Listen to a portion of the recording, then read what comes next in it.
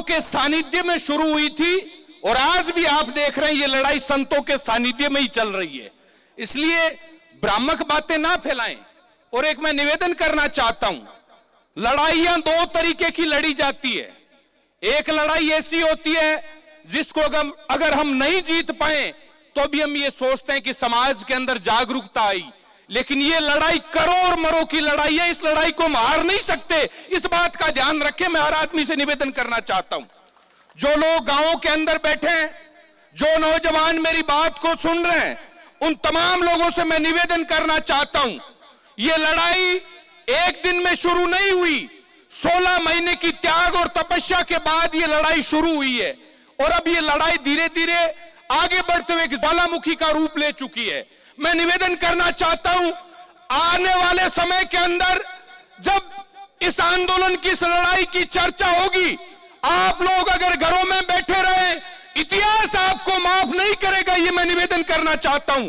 Social media पर बैठकर भ्रामक बातें फैलाना बेहद आसान है, लेकिन आप देखिए इन महिलाओं की तकलीफों को, आप देखिए इन बहनों की तकलीफों को, आप देखिए इन 80-80 वर्ष के साफे वाले बुजुर्गों की तकलीफों को, जो लड़ाई लड़ रहे हैं भूखे बैठकर, जो लड़ाई लड़ रहे हैं प्यासे बैठकर।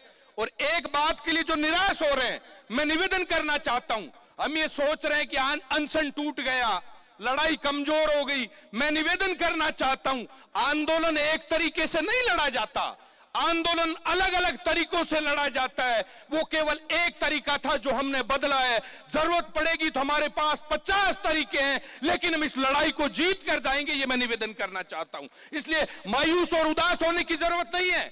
और हमारे जो अंदरूनी बातें हैं, परिवार की बातें हैं, उन बातों को सोशल मीडिया पर चलाकर इस लड़ाई को कमजोर करने का काम नहीं करे, ये मैं निवेदन करना चाहता हूं। समय निकालकर इस लड़ाई में शामिल हो सकते हैं तो आइए, लेकिन कम से कम घर बैठकर इस लड़ाई को कमजोर करने का काम नहीं करें, ये मैं लोगों से निवेदन करना चाहता हूं। और कल के दिन मैं बीकानेर जिले के तमाम नौजवान साथियों से निवेदन करना चाहता हूं, आपको हजारों की संख्या में इस लड़ाई में पहुंचना है और इस लड़ाई को एक नई ताकत और एक नई ऊर्जा देने का काम करना है। और मैं निवेदन करना चाहता हूं प्रशासन से, हमारे सब्र की परीक्षा ना लें, हमारे सब्र की परीक्षा ना लें।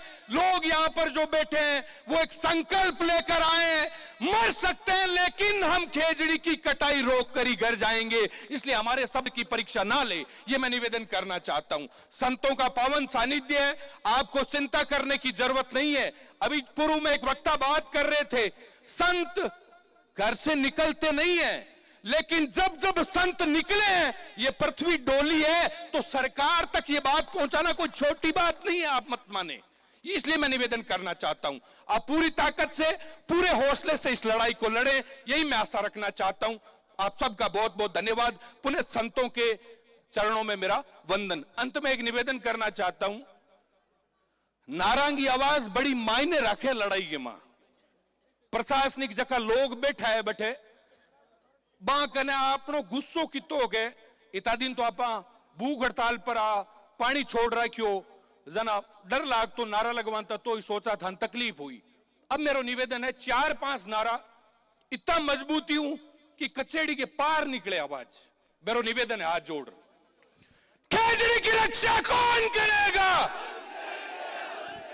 खेजड़ी की रक्षा कौन करेगा? खेजड़ी की रक्षा कौन करेगा? पर्यावरण बचाओ कानून लाओ, पर्यावरण बचाओ कानून लाओ। खेजड़ी की रक्षा कौन करेगा?